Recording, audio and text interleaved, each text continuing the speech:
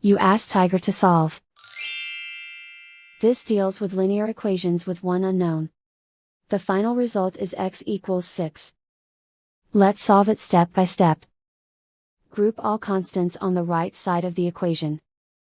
Add 7/2 to both sides. Combine the fractions. Combine the numerators.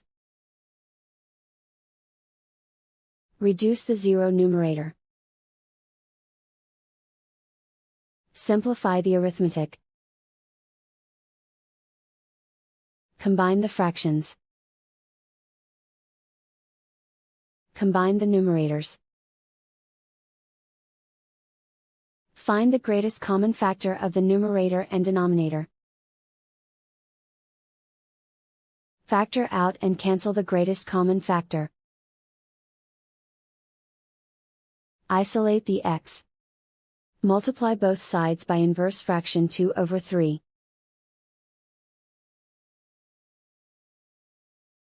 Group like terms. Multiply the coefficients. Simplify the fraction.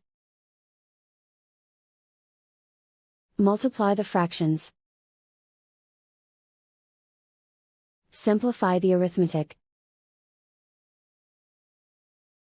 And so the final result is x equals 6.